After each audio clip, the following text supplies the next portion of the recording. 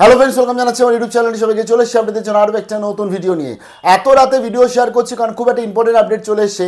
দেখুন, আজকে 7 তারিখ, আজকের আসার কথা আমাদের কলেজে মেরিট লিস্ট, আজকের আসার কথা আমাদের জয়েন্টের রেজাল্ট, এবং জয়েন্টের রেজাল্টের নোটিফিকেশান এবং ফাইনাল আনসার কি এর জন্য সারাদিন স্টুডেন্টসরা বসেছিল।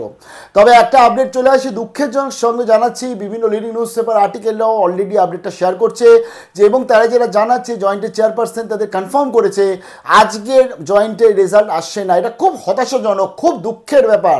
দেখুন, একটা সরকারি বোর্ড অ্যানাউন্স করে দেওয়ার পরবর্তীতে তারা এমন পরিস্থিতিতে পড়ছে যে তাদের রেজাল্টের ডেট অ্যানাউন্স অবভিয়াসলি আপনি টেন্টেটিভ বলেছেন, আপনি সম্ভব বলেছিলেন প্রেস কনফারেন্সে, কিন্তু প্রেস কনফারেন্সের মতন কমপ্লিট করানোর পরবর্তীতে সেই বোর্ড যদি আবার রেজাল্টের দিনকে যদি সেটা হয়ে যায়, হেরাফেরি হয়ে যায়, এ কি বাজে সিচুয়েশান আপনি বুঝতে পারছেন। কেন যেটা আপডেট হয়ে চলে আসছে, জেমাস 2024 নিয়ে 1 বছর ধরে স্টুডেন্টসগুলো কাউন্সিলিংয়ে ওয়েট করছে। তারা কবে থেকে ক্লাস করবে, কবে পরীক্ষা দেবে, তারা নিজেরা সত্যিই জানেন না। তারা আজকে জেমাস 2024 সেই সমস্ত ক্যান্ডিডেটরা যারা আজকে মামলা করেছিল কলকাতা হাইকোর্টের, আজকে অনারেবল জাস্টিস কৌশিক চন্দ্র তিনি কিন্তু তার ডিসিশন জানিয়ে দিয়েছিল যে 2010-এর রেসপেক্টে ওবিসি ওবিসি বি নাও, 66টা সম্প্রদায়কে নাও এবং কমপ্লিট করাও টোটাল কাউন্সিলিং 1 মাসের মধ্যে কমপ্লিট করাতে হবে।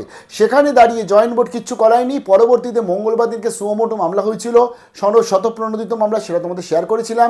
এবং সেখানেও কিন্তু অনারেবল জাস্টিস কৌশিক চন্দ্র তিনি পরিষ্কার জয়েন্ট বোর্ডকে বলেছিলেন, কারণ রাজ্যের এজি অ্যাডভোকেট জেনারেলরা তারা জানাচ্ছিলেন যে ডিভিশন বেঞ্চে মামলা চলছে, আরও সুপ্রিম কোর্টে মামলা চলছে, আর অনেক কিছু রয়েছে। বাট সেখানে অনারেবল জাস্টিস কৌশিক চন্দ্র তিনি কিন্তু বলেছিলেন আরও 1 মাস সময় নিলে নিন, কিন্তু এটা কমপ্লিট করাতে হবে, নিয়ম অনুযায়ী কমপ্লিট করাতে হবে। এবং এই জাজমেন্টকে না মানা মানে এটা তো অবমাননা হিসাব মতন। এবং তার সাথে তিনি আজকের বৃহস্পতিবার দিনকে জয়েন্ট বোর্ডকে ডেকেছে, জয়েন্ট বোর্ডকে অথরিটিকে ডেকেছে এবং তার থেকে জানতে চেয়েছে কেন তারা এই নিয়মগুলো মানছে না। এবং যা আপডেট চলে আসছে, এই সমস্ত কিছুর জন্য এই জয়েন্টের রেজাল্ট আবার পিছাচ্ছে, স্থগিত হয়ে যাচ্ছে, পোস্টপন হয়ে যাচ্ছে। এটা খুবই বাজে, কারণ স্টুডেন্টসরা একটা ওয়েট করে বসে রয়েছে। তাই সারাদিনে আমরা একটা ফাইনাল আনসার কি পেলাম না, সারাদিনে আমরা একটা সিঙ্গেল নোটিফিকেশন পেলাম না যে কটা থেকে রেজাল্ট আসবে। তো আবার সেই ওবিসি বি এর প্রবলেমের জন্য আবার কিন্তু ঘুরে ফিরে গিয়ে আমরা একটা জায়গায় গিয়ে দাঁড়ালাম। এই আপডেটটা কনফার্ম কি কনফার্ম নয় সেটা দেখুন এখন বলা সম্ভব নয়। বিভিন্ন পোর্টাল থেকে আপডেটগুলো আসছে, আর্টিকেল থেকে আপডেটগুলো আসছে, তবে সেখানে এমনটাও জানা যাচ্ছে চেয়ারপারসন নিজে কনফার্ম করেছে। তবে আমরা আজকে তো যদি কিছু না আসে বুঝেই যাব, তার মানে এটাই হচ্ছে, জয়েন্টের রেজাল্ট আসছে না। It's a very bad situation. এবং 90 দিন, 100 দিন, 200 দিন, 500 দিন, 1000 দিন কবে আলটিমেটলি কনফার্ম হয়ে আসবে সেটাই আমরা দেখার। আর একটাই সব থেকে ব্যাপার, তাহলে এইরকম যখন সিচুয়েশান, জয়েন্ট বোর্ডের কোনো দরকার ছিল না ওই প্রেস কনফারেন্স করা এবং সবাইকে সব কিছুটা জানানো।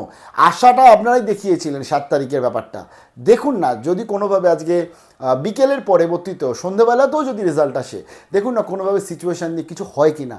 স্টুডেন্টসরা অধীর করে বি পেশেন্স হয়ে একদম তারা কিন্তু বসে রয়েছে। It's not a good update.